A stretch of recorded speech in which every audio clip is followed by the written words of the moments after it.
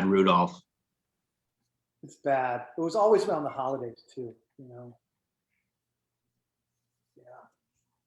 All right, So for those of you that are just jumping on, we are going ahead and pushing to Facebook Live. Here we go. All right. Hello, everyone. Thank you for joining us tonight for our virtual event featuring Josh Cellars. My name is Shannon, and I'm a part of the New Hampshire Liquor and Wine Outlet social team. Tonight, of course, I'm joined by Joseph Carr. He's the owner, the founder of Josh Cellars.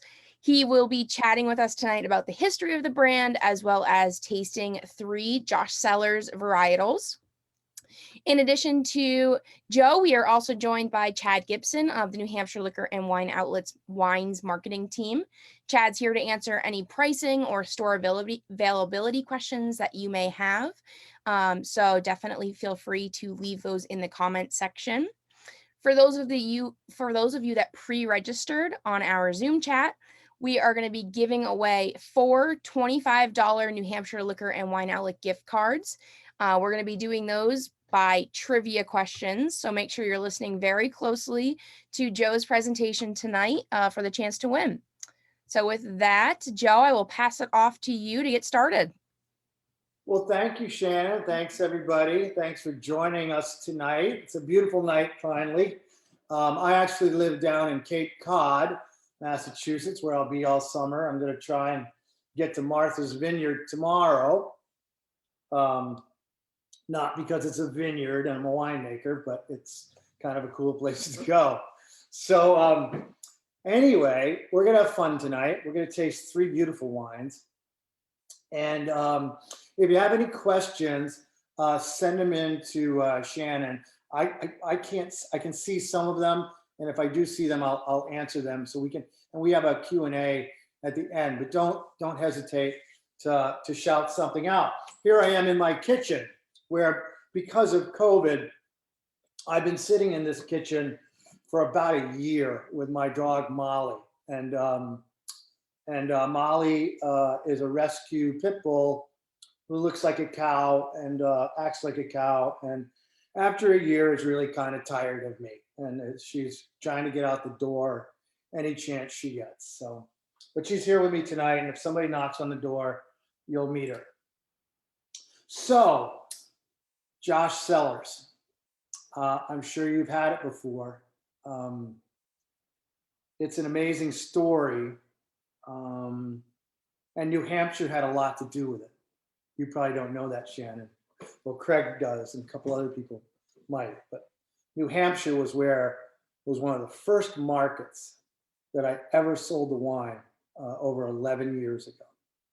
But let's go back a ways. First, let's have a taste of Prosecco, because I'm thirsty. This is Josh Prosecco from the Veneto region of Italy, northern part of Italy. It's a wine that we made with a 5th generation winemaking family, Daniel Pozzi. And I'll talk about that later, but let's taste the wine now, because like I said, it's Friday, I'm in Cape Cod, and I'm thirsty. Just delicious. You know, sometimes I'll mix this with maybe a little bit of cranberry juice, or a little bit of orange juice, but it's great by itself. You know, I didn't come from a winemaking family. I didn't grow up in a vineyard. In fact, I never had wine until I was 18 years old. I'm actually from upstate New York, right on the Massachusetts, Vermont, New York border. My father was a lumberjack, and I grew up in a place called Berlin Mountain. So what we had for dinner, you know, if we were having a nice dinner, what we drank was this thing called Genesee Cream Ale. You might have heard of it. Or we drank milk, and if we got old enough, we could have a little bit of whiskey. But there was no wine. There were no wineries. There was no, I mean, I don't even think, there was no liquor store in my town. So it wasn't like you could even go down the street and buy a bottle of wine. So it was something very exotic to me. And when I was 18 years old, I hitchhiked to California. And if you could see Shannon, my hair was the same length as Shannon's is today. And I had a sign, yes, very long. And I had this sign that said California, and I stuck out my thumb because I'd never really been out of Berlin Mountain. And I wanted to see America before I went off to college. You know, my twin sister and I were the first in our family ever to go to college. So I had a chance to kind of go see the world or the country. And I brought John Steinbeck's wonderful book, Travels with Charlie, and Kerouac's great novel, On the Road. And I brought a notebook because I was determined to write about my adventure, write about my journey. And I wound up in San Francisco a little bit after the 4th of July. It was very hot. And somebody said, you know, you should go up to Napa Valley because there's wineries up there. I said, oh, that sounds kind of cool. I mean, I've never had wine before. Why not? So I hitchhiked up to Napa Valley. And Napa Valley in 1978 was not the Napa Valley as it is today. Today it's, you know, big modern facilities and lots of wealthy people and international companies and, you know, a lot of foreign cars and art collections and things like that. And it's kind of fun. I call it the Disney World for adults. But in 1978, it was, you know, it was there were a lot of hippies around working on farms. And there were people that I think today some might dismiss as just immigrants. But they were families from Italy and France and Spain. And they came to America with their culture, and they came chasing this thing called the American dream. And I recognized that quite quickly. And they brought, you know, some brought their vines, some brought just their knowledge of winemaking or their knowledge of growing grapes. And I met a family or two and sat on a porch one afternoon, had a glass of Cabernet Sauvignon. And I thought, oh my God, this is not Genesee Cream Ale. This is something special. This is really amazing. And I fell in love, and it was a love affair. And then I hitchhiked home, and my father put me in his pickup truck and took me to a state university outside of Rochester, New York, where I was supposed to go and be on the wrestling team and be a gym teacher. That's what I was supposed to be. But sometimes you come to a fork in the road.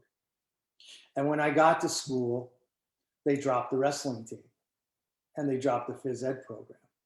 And I was sitting there going, well, now what the heck do I do? What do I do? And I said, well, you know, I always wanted to be an artist. You know, I never could tell my parents that was something I wanted to do. I wanted to study fine art and theater and choreography and performance art and all these crazy things that I just didn't dare to do. And so I did that, and I realized I had to pay for college. I didn't have a scholarship. And, you know, I was a blue collar kid. You know, I worked in lumber mills. I worked in the woods. I drove a truck. You know, I always had sawdust in my pants and on my boots. And that's just the life I grew up in. And I said, well, I'm really dedicated to studying art. So I'll do whatever. I mean, if I have to work in a salt mine, I'll do whatever I have to do. But one day I'm walking through this town, it was Genesee, New York, and there was a restaurant called the Big Tree Inn. And I looked in the window, and there were people drinking wine and eating by candlelight. And the waiters all wore tuxedos. And I'm like, you know, this looks cool. This looks like a lot of fun. This is what I want to do. I'm going to do this. So I walked in the restaurant, I walk around, and I'm looking at everybody. You know, I did that a couple of times. You know, I didn't have any money, so it's not like I could buy anything or even a glass of wine. I just walk, I kind of look around, and I decided I was going to apply for a job. So I kind of took a leap of faith, and I went back to my dorm, and I found a girl that lived above me, and I gave her $2, and she cut my hair and I had Shannon's hair. I had this really cool hair, but I knew they weren't going to hire me with long hair, so I got a haircut and I walked in and I said, hi, my name's Joseph Carr, and I've worked at some of the finest French restaurants in my hometown, which there were none. And the owner looked at me, he's just shaking his head. I mean, he knew I was a hayseed, he knew I was a hillbilly. He could see that far away. But his wife was really nice. And she said, hey, Fred, this kid, he comes in all the time. He never buys anything. And he got a haircut. And it's a terrible haircut, but why don't we give him a job? And they made me I need some more Prosecco, excuse me. And they made me a busboy. So I didn't want to be a busboy because busboys wore vests and the waiters wore tuxedos. And I wanted to wear a tuxedo because in 1978, I went to my prom wearing a lime green tuxedo with a green ruffly shirt and a big green velvet bow tie. I looked pretty good in a tuxedo, I thought. So I wanted to wear a tuxedo. And after about 2 weeks, the owners came to me and said, Joe, we don't know how to tell you this, but you're the worst busboy we've ever hired. I mean, because I didn't know what I was doing. Like, I didn't know you serve from the left and pick up from the right. I didn't know what all these forks and knives were for. If somebody said, run over to table 7 and clear it, I ran. I ran through a gourmet dining room. Yeah, you got to calm down, Joe. You got to take it easy. And they were going to fire me. And Carol, the wife, said, Fred, he's here every day early, and he's the last person to leave. And he always pulls out the chair for ladies, and he opens the door, and he says, yes, sir, and yes, ma'am. Because I didn't have a lot growing up. We didn't have a lot of money or anything like that. And I grew up in a blue-collar place, but I learned manners pretty quickly because my mother beat him, and she beat them into me. So Fred's like, oh, no, what are we going to do? I don't know what to do. So he goes in the back, and he comes back, and he gives me a tie bow tie. He gives me an empty bottle of wine and a wine opener. And he gives me this book called The Signet Guide to Wine. He goes, son, you go home and you read this book and you learn how to tie the bow tie and you learn how to open the bottle of wine. You do that, you come back, I'll give you a job. And he just went like that and turned around. And he thought, well, I'm sure he thought, well, I'm never going to see this kid again. There's no way he's going to come back, because he's not.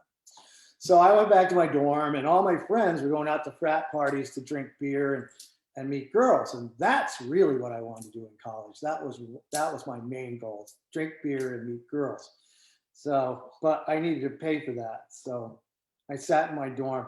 I knew how to tie the bow tie because I went to Methodist Sunday school. It was the name of the book is The Signet Guide to Wine, written in the 70s. I knew how to tie the bow tie because I went to Methodist Sunday school, so I knew how to tie the bow tie. I didn't know how to open a bottle of wine. I'd never really seen that before, but I thought I could figure it out at some point in time. And then I sat down and I read the book. And the book took me to a place called Bordeaux. And it took me to another place called Burgundy and the Loire Valley. It took me to Tuscany in Italy.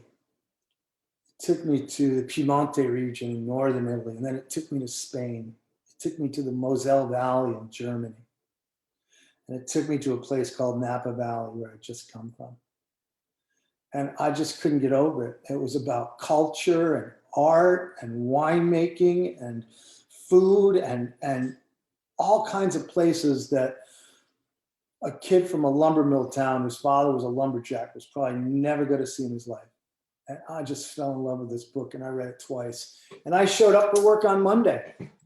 And Fred's looking at me like, what are you doing here? I go, well, I tied the bow tie. You can see that, obviously. And I think I can open the bottle of wine. And I read the book. He goes, you read that book? I go, yes, I did. He goes, you read that book? I said, yes, I did, sir. He goes, fine. You tell me 3 crus of Beaujolais, which is a trick question because there's 10. Actually, there were 9 at the time. Now there's 10. And I looked at him and I said, Fleuret, Moulin Vin, and Chirot. And he's like, oh, geez, I have to give this kid a job. And he went in the back and he got me a tuxedo. And I became a waiter, captain, and a wine steward. and that was 1978. The name of the restaurant is called the Big Tree Inn. It's still around. It's different owners. But if you go in there today, guess what? The house wine is Josh Cellars. And that's just an amazing circle. So I worked my way through college doing that. And then at 23 years old, I became a certified sommelier for the Hyatt Regency Hotel in Tampa, Florida. And I went on to be a sommelier in New York City and Palm Beach and Boca Raton and eventually Lake George, New York for a 5-star restaurant and hotel. And I did that for 10 years. I came home one day and I said, Dad, guess what? I'm a sommelier. He's like, what? I said, I'm a sommelier. He said, don't talk like that in front of your mother. You know, what are you saying? And I told him, you know, he was always, you know, my father always followed my adventures throughout my life. And I told him what I did. And he said, well, wait a minute. Are you telling me somebody pays you to drink wine for a living? I'm like, yeah. He's like, how do I get that job? I would love that. I can do, my father's like, I can do that. I go, Dad, look at that. You're holding a can. It says Budweiser. You don't know anything about wine. So anyways, I had a wonderful career as a sommelier. And then I wound up getting a job working for a winery in Italy, of all places. And my father put me on the plane to go to the Piemonte region, to Milan, to work for a winery called Pio Cesare and another very famous winery called Santa Margherita. And unfortunately, when I came back, my father passed away.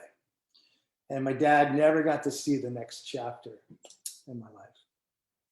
All right, let's have one more sip of Prosecco. I'm going to get to all these wines, I promise you. I just have to give you a little bit of the front story. A little bit of apple, pear, good fruit, not too sweet. Some Proseccos are a little too sweet. This wine is very balanced, so I'm really enjoying it. So I worked for wineries all over the world for the next 10 years. I worked in Spain and France and Italy, Greece. I was representing all these wineries here in the United States. And then I worked for wineries in California, in Napa Valley and Sonoma. And in Napa Valley, I worked for a winery called Freemark Abbey. And the winemaker's name was Ted Edwards. And we became very, very good friends. And I had a nice career. And then I was hired by an Australian company called Mildara Blast, which was owned by Foster's. And I was hired as like a marketing manager. And I didn't know anything about Australian wines. I didn't take them very seriously at the time. But when I got the job, they paid me twice as much money as I was making. And I thought, I'm gonna learn about Australian wines really quickly. And I really loved the job and I loved going to Australia. And after 4 years, Mildara Blast was owned by Foster's, and they were actually one of the largest wine companies in the world, which I didn't know. And after 4 years, I got a phone call and I was made president of the company in North America. And I was 39 years old. I was the youngest and only American ever to have that job. And that was crazy because now I'm sitting in the front of the plane. I've got a great big expense account. I'm flying to Australia, and I wound up working with a guy named Greg Norman. I don't know if you ever heard of him. He's a golfer. And I created his wine called Greg Norman Estates. And that was my big corporate claim to fame. And things were pretty good. Things were great. And then they weren't. And I thought having a great job and making a lot of money and travel around the world was going to make me happy. And I was miserable. I was absolutely miserable. I never saw my family. I didn't see my wife. I missed my daughter's prom. I missed all those running events that she did. She was in cross country. And I think I missed one of my anniversaries. And I'm really surprised that I was married after that. So I had this crazy dream. And it was to create a winery but I lack two things. I lack courage and conviction. Those are the two things I lacked. And, I give a lot of college commencements now, and I always talk about those two words, because those are the two words that you really need in life. Is you need courage and conviction, and you need love and joy. So one day, it was on a Tuesday in September, I was down here in Cape Cod, and my wife was in upstate New York. I was on my way to another business meeting. I was missing my wife and my kids, and I'm just on my way to another business meeting, and Dee called me and said, listen, you need to turn on the TV. And I turned on the television, and that's when the plane had just hit the first tower. And then the plane hit the second tower. And I had a friend in the first plane, and I had 4 friends in the tower. And I stopped working. I stopped doing everything. I got in my car and I came home. And it was one of the worst days of my life, but it was also one of the best days of my life, because I sat down with my wife and we talked about what was really important to us, what was really important. And what was important is for us to spend time together. And maybe this big corporate world wasn't for us. And I spent the next week thinking about it. And then I sat down with Dee and we drank a bottle of wine, and then we drank a second bottle of wine. And I started telling her what I thought I was going to do. And then I opened a third bottle of wine because I think I needed to. At 2:00 in the morning, she's like, if that's what you got to do, you've been doing this since you were 18. If this is the next chapter in your life, then go for it. And I wrote my resignation letter to the best job I ever had, and quit my job. And I flew out to California, and I knocked on the door of a guy named Ted Edwards. And I said, Ted, I want to learn how to make wine. And he just laughed. He laughed and laughed and laughed. And then all of a sudden he's like, you're serious, aren't you? I go, yeah, I just quit my job. And he taught me how to make wine. And I slept on his sofa for 1.5 years. And then my first wine was released under the Joseph Carr label. And then 2 years later, Josh was born. And the first vintage of Josh, I paid for it with my 401k. I had $70,450.25. Not that I remember exact numbers, but I remember that number. That's when my wife really knew I was crazy. And I made 1,000 cases, and I sold it out of the back of my truck. And you know where I was selling it out of the back of my truck? Manchester, New Hampshire, and Concord, and all along the seacoast. Because Chris Conrad, who worked for Martinetti, was a friend of mine, and he felt sorry. He thought I was crazy. He just thought I was nuts. And he got the state to buy 56 cases of wine, but he said, you have to come back and sell it at one of the stores. I said, okay. And I would drive from upstate New York to New Hampshire almost every weekend to stand in a store and sell the wine. And all of a sudden it just hit. It became really, really popular. And Chris called a guy named Peter Deutsch and said, there's this guy who's definitely nuts, selling wine out of the back of his truck. You got to talk to him. And they talked to me, and they said, maybe you have something. And they helped me. And that was the Deutsch family. So I'll give you a perspective. 11 years ago, I was selling 1,000 cases out of the back of my truck. This year, Josh Cellars will sell 4.5 million cases globally. And we're the #1 selling premium wine brand in the country. We're the #1 selling premium Cabernet Sauvignon in the country. We're the #1 selling premium Cabernet in Canada. We're in the Caribbean. We're in Japan. We're in Mexico. If that's not the American dream, I really don't know what is. So you want to taste some red wine? Are you guys ready for some taste? Bob, should I taste some red wine? That's what I'm good at, red wine. So somebody asked where the name Josh came from. Josh was my father's nickname. Now, I did not know this. Nobody told me this growing up. But I had made this wine, and I was talking to my mom about my late father, and I had mentioned that I'd made this wine with a friend, Tom Larson. We made our first Josh wine. We made my first Josh wine in Tom Larson's kitchen. He was a winemaker and a grower up in Sonoma in Napa. And I came home, I was telling my mom about it, but I didn't have a name for it. And she goes, well, why don't you call it Josh? I go, that sounds great. Who's Josh? She said, well, Josh is your father. I'm like, no. Mom, my father's name's Joe. And I'm like, what are you telling me, Mom? Something you need to tell me, Mom? And my twin sister's there. I'm like, Lisa, do you know anything about this? She goes, I do. I go, you all know that my father's name is Josh. Who the hell is Josh? And my mom said, well, that was your father's nickname because your father had a life before kids. He used to race stock cars in New Hampshire, of all places. And all of his friends called him Josh. And I thought, wow, what a great story. What an authentic story. And I made this wine as a tribute to my dad. So we named it Josh. And that's actually my mom's handwriting on the label.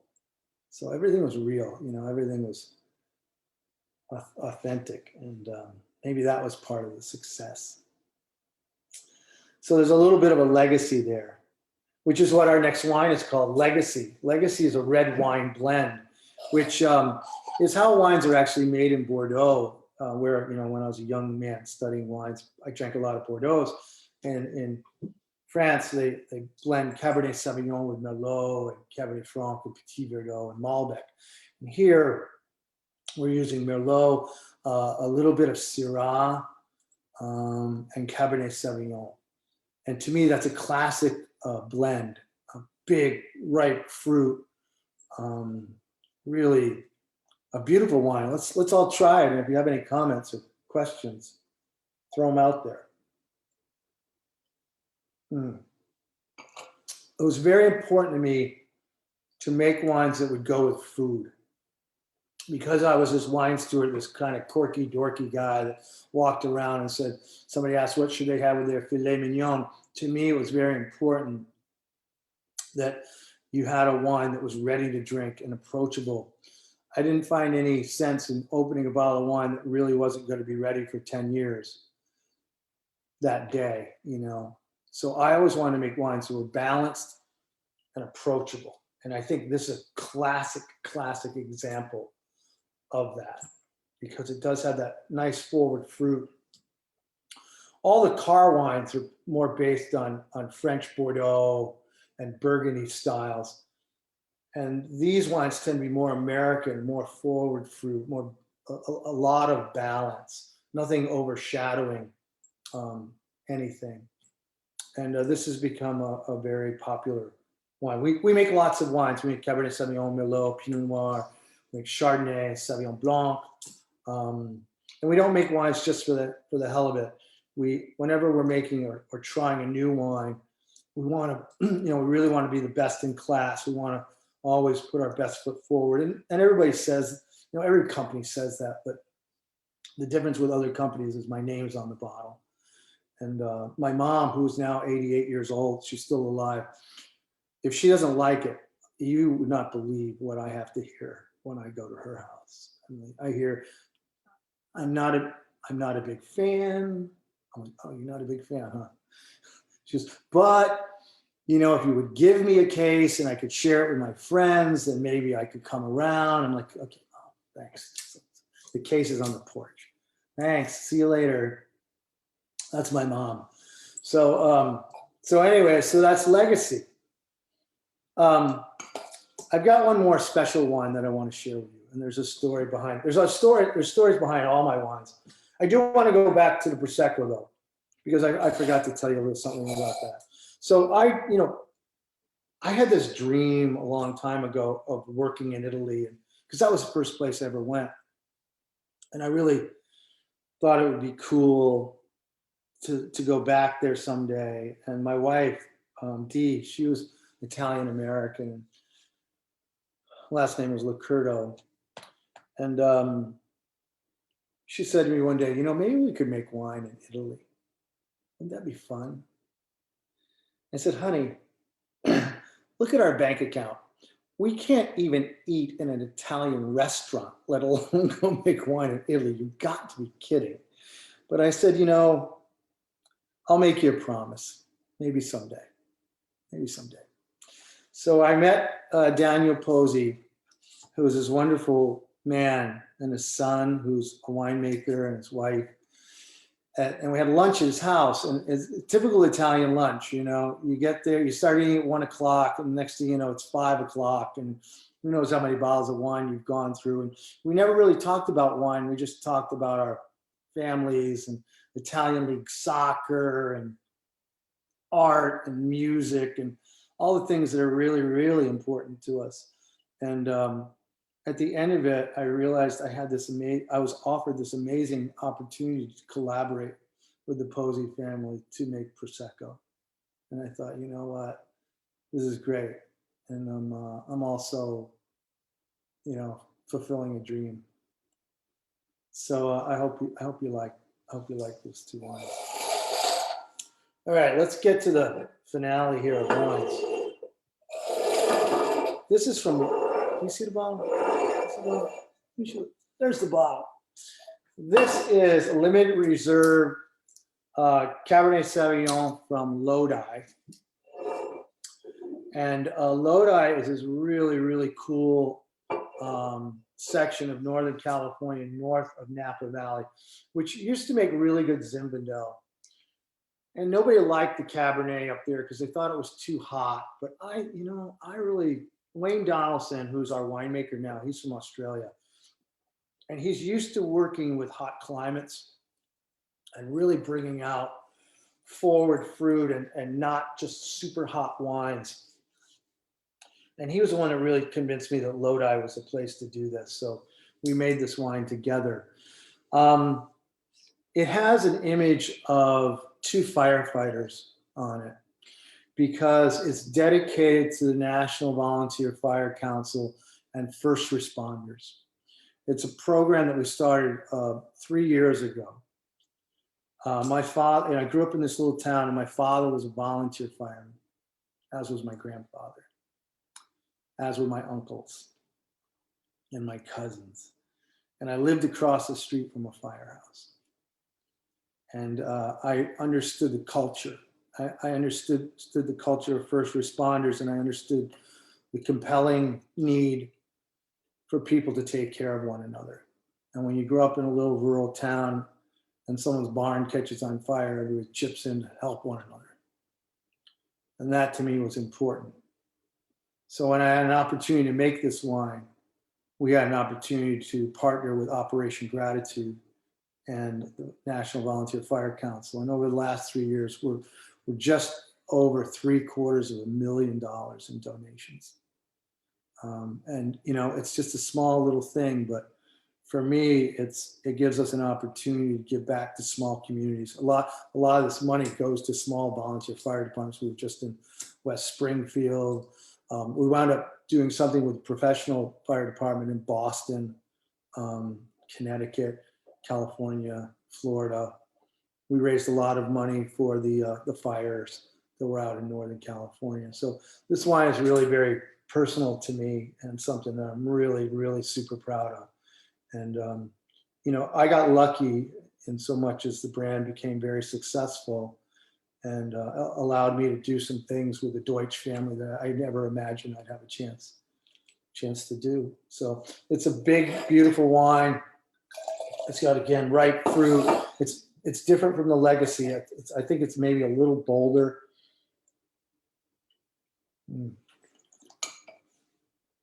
Oh yeah, really ripe plum. Again, there's tannins there. The tannins are the things that preserve the wine, but they're not so tight that you have to put this wine away. This wine's ready to drink right now, and I really love it. I really love it a lot. So those are my 3 wines, and that's my story. And I've been very lucky.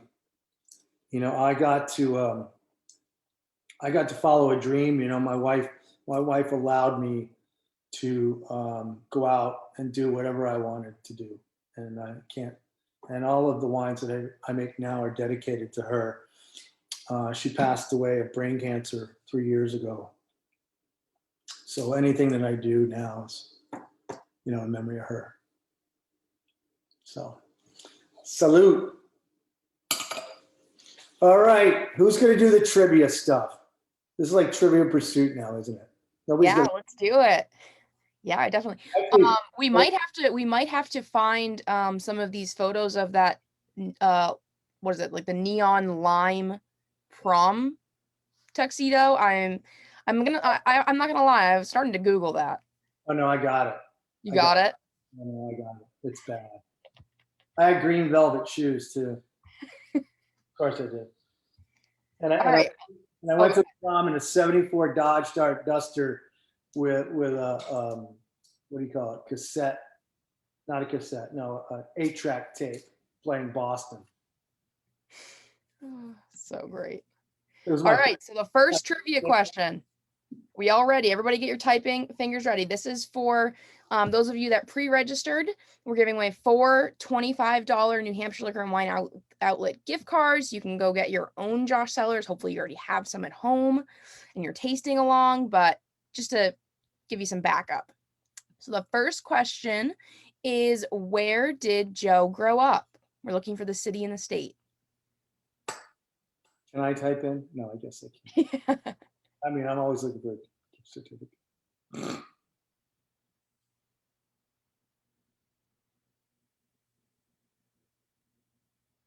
All right, I got a first accurate one is, let's see.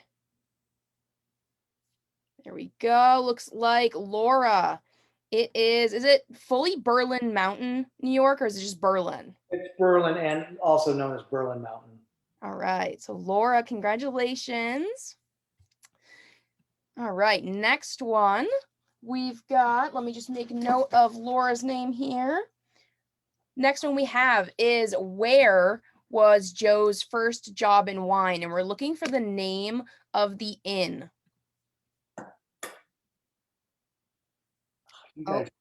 You people know this place. Right? Some people, Tracy, you know me.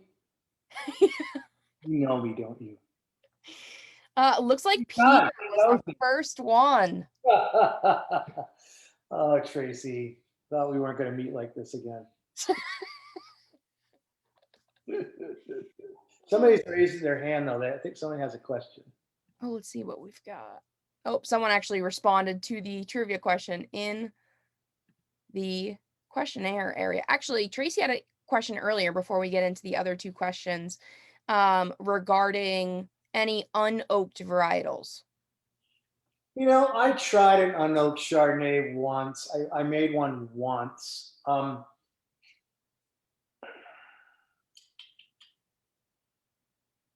I didn't really like it, so I stopped making it. I have to really like it.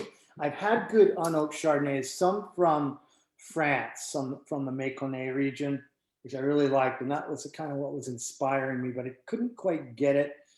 And I think it always tasted like Sauvignon Blanc for some reason. It was too green for me. So I try to use new French oak barrels, usually 20 to 30%, and the rest with really good American oak that comes from Wisconsin or Missouri. Awesome.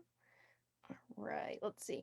So actually, someone on Facebook is curious what your current favorite variety is. Might be a tough one. It's like choosing a favorite child. Yes, they're like my children. I try to think which child brings most to the table in terms of gross revenue and profit. I like this Prosecco. I'm on this Prosecco thing. We also just released a Rosé Prosecco, which it's brand new. We're one of the first producers to release it in the United States. First DOC approved Prosecco Rosé. It's been read. It was written about in the New York Times. It's really pretty cool. And I had some here I was going to have tonight, but my daughter lives next door, and I believe she came over and borrowed it. And I use that word borrow very loosely because I don't think I'm going to get it back. That's awesome. All right, so why don't I'll go through the next two questions, but then there is some chatter about food pairings. So maybe in once I get the questions asked, we can kind of go through those if you'd like with some of these bottles. Sure. All right, so the next question I have for those of you that have pre-registered, why did Joe name the brand Josh? I have to say, this is one of the first presentations that I've gotten multiple rounds of goosebumps. So kudos to you. Right. All right, let's see. Looks like Tracy. Nice job. Tracy was practicing her typing real quick. Tracy knows me. We probably went out in college. She definitely knows me. All right, our next one and our last one for the $25 gift card. Where did Joe first sell his wine? We're kind of looking for the, yeah, there we go. Kind of the weird placement of where it was. And I just saw one. Kevin, the back of your truck. My truck. I still got the truck. I still have it. It's a 2000 Land Rover Discovery. I love that. Still drive it around, or is it just kind of parked in the garage? My dog loves to get in that. If I can't find my dog is usually in the back of that truck, just sitting there, waiting to go for a ride. Oh. Oh, Tracy still has her lime green dress from prom, so Well, not kidding. We should talk. Oh, that's awesome. All right. Do you want to chat a little bit about some of the food pairings? I know you talked a little bit about the Prosecco. But Prosecco, I was matching food. I mean, I'm always been a big sparkling wine oyster guy. You know, to me, Prosecco and oysters on the half shell, or oysters Rockefeller, something with a little brininess to it, maybe even clams, good chilled shrimp. I mean, that to me would be really pretty cool. With Legacy, you know, it's the summertime, so I made ribs the other day, and I had it with barbecue ribs and cheeseburgers and stuff like that. You know, you want to have it with a filet mignon, sure. But for me, I love it in the summer with barbecue. That's my sweet spot right now.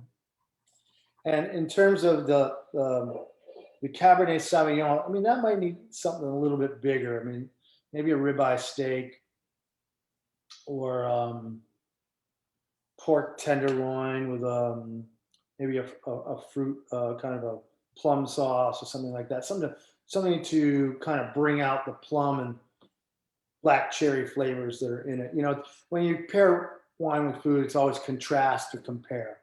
You know, so are you trying to mirror the flavors, or are you trying to find a flavor that's in contrast with what the wine is, and that changes the flavors of the wine. You want to do a funny thing. Take a really big tannic Cabernet Sauvignon and have a jalapeno pepper. Taste the pepper and then drink the wine, and you'll find out that the tannins will cool your mouth. It's really the fruit will come out in it. You can do the same thing I used to do with an olive, a jalapeno pepper, and a piece of chocolate. Those are the three things I used to do with red wine. It's a lot of fun. You should do it at your house. It's amazing. So you have a little party at your house, get some chocolate and some olives and some jalapeno peppers. Sounds tasty. Now I'm like, oh, I might have to try some of that tonight. All right, let's see what else we have. Let's see. So I can see that you have different styles of glasses on the table here. Are you kind of the belief that glass matters, or whatever you have will work? I have an obsession with glasses. Like we probably shouldn't even look in my cabinet, because I probably have about 1,000 glasses. I've got a lot. I have a problem. The first step is admitting it. I've been in therapy for it, so I'm okay now. These are actually Bordeaux glasses. These two are actually a classic Bordeaux glass. I mean, certain glasses do certain things. I like to have a glass that tapers. So that tapers. I'm in the middle of a meeting, okay? I'm on a Zoom call. Yeah, I'm on a Zoom call. Yes, that was my daughter. My daughter, the one that borrowed the Prosecco. You say the bandit? Yeah, bandit. Oh, anyways. So I actually like a let me get one.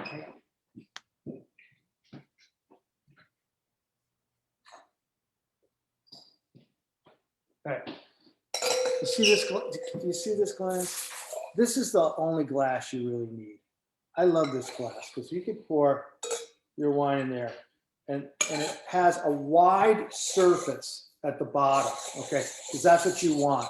You want air to come in contact with as much of the surface as possible, and then you can swirl it and move it around. And then as it tapers up, then all the aromas will come up to here.